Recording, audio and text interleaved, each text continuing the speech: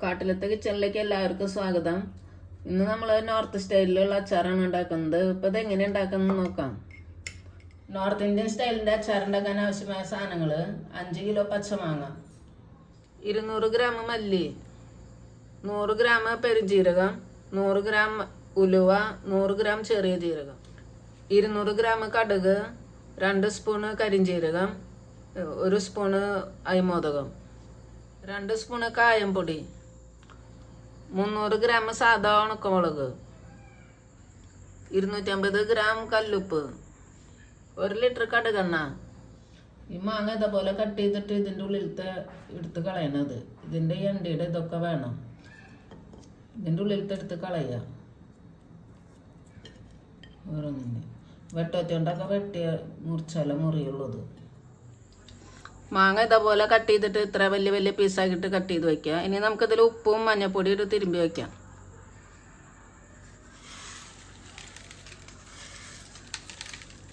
ഇത് രാത്രി മുഴുവനും വയ്ക്കാം. മഞ്ഞപ്പൊടി ഇടാം. 2 സ്പൂൺ മഞ്ഞപ്പൊടി ഇട്ടുണ്ട്. ഇത് നന്നായിട്ട് ഇളക്കി വെക്കണേ രാത്രി മുഴുവൻ. മാങ്ങയിൽ ഉപ്പും മഞ്ഞപ്പൊടിയൊക്കെ മിക്സാക്കി വെച്ചിട്ടുണ്ട്. ഇനി ഇത് രാത്രി മുഴുവൻ അങ്ങനെ തന്നെ വെക്കാം, മൂടി വെക്കാം. മാങ്ങയിൽ ഉപ്പും മഞ്ഞപ്പൊടിയൊക്കെ പിടിച്ചിട്ടുണ്ട്. ഇനി നമുക്ക് വെയിലത്ത് വയ്ക്കാം. ഇതിലത്തെ വെള്ളം ഊറ്റിയിട്ട് വെക്കണം. വെള്ളം പിന്നെ മാങ്ങയിലിടാം അച്ചാറുണ്ടാക്കുമ്പോൾ.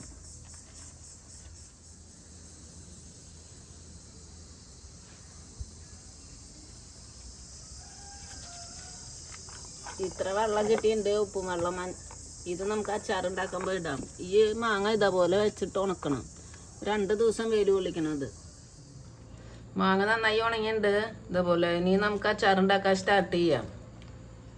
അച്ചാറിൻ്റെ മസാല ഉണ്ടാക്കാൻ സ്റ്റാർട്ട് ചെയ്യാം. ഈ മല്ലി ഒന്ന് കുറച്ച് ചൂടായിട്ട് എടുക്കണം. ഞാനത് നന്നായിട്ട് വെയിലത്ത് വെച്ച് നന്നായിട്ട് ഉണക്കിയതാണ്. എന്നാലും ഒന്ന് ചൂടാക്കാം. ഈ മല്ലി വറവായിട്ടുണ്ട്. ഇനി നമുക്കിത് മിക്സിയുടെ ജാറിലിട്ട് പൊടിക്കാം. ഓരോന്നോരോന്ന് വറുത്തെടുക്കാം. കടുക് ഇടാം. കടുക് അതെല്ലാതും ഓരോന്ന് കുറേശ്ശെ ചൂടാക്കണം. കടുക് വറവായിട്ടുണ്ട്. ഇതൊരു പ്ലേറ്റിലേക്ക് മാറ്റാം. ഉലുവ ഇടാം. പെരുംജീരകം, ജീരകം, ഈ കരിഞ്ജീരകം, അയമോദകം ഇടാം. ഇനി നന്നായിട്ട് ഇതൊന്ന് ചൂടാക്കണം. മസാല വറവായിട്ടുണ്ട്. ഇത് നമുക്കൊരു പ്ലേറ്റിൽ മാറ്റിയിട്ട് കുറച്ച് ചൂടാറുമ്പോൾ പൊടിക്കാം. ചെറിലേക്ക് ആവശ്യമുള്ള എണ്ണ ചൂടാക്കാം. 1 ലിറ്റർ എണ്ണയാണ് കടുകെണ്ണ. ചൂടായിട്ട് തണുക്കണം. അത്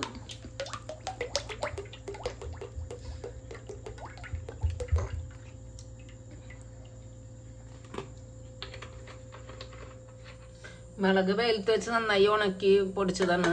നന്നായി ഫൈനായിട്ട് പൊടിക്കണ്ട. ഇതേപോലെ തരുന്ന ഇങ്ങനെ പൊടിച്ചാൽ മതി.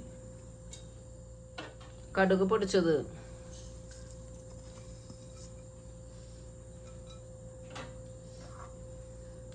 ജീരകം, പെരുംജീരകം, എല്ലാ മസാലയും പൊടിച്ചത്. ഇനി മാങ്ങയിൽ നന്നായിട്ട് ഇളക്കാതെ. മല്ലി പൊടിച്ചത്,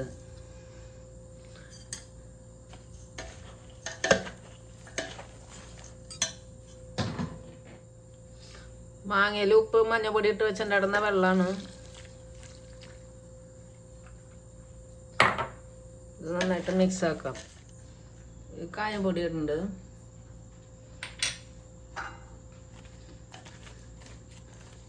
ഇനി നമുക്ക് എണ്ണ ഒഴിക്കാം. അതിൽ എണ്ണ തണുത്തതാണ്, ചൂടാക്കിയിട്ട് തണുത്തതാണ്.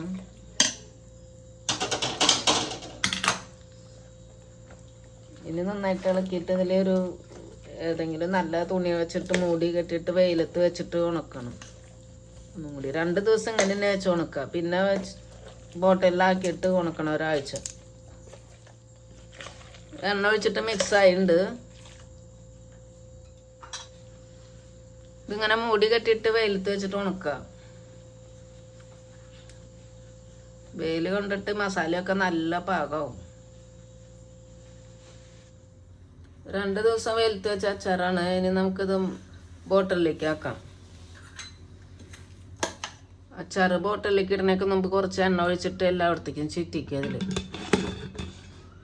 ബോട്ടിലിൽ എല്ലായിടത്തേക്കും എണ്ണ ആയിട്ട് നമുക്കിതിൽ അച്ചാറിടാം.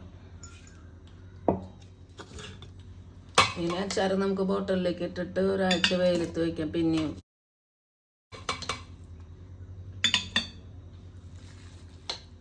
ഇനി നമുക്കിതിൻ്റെ മുകളിൽ കുറച്ച് എണ്ണ ഒഴിക്കാം.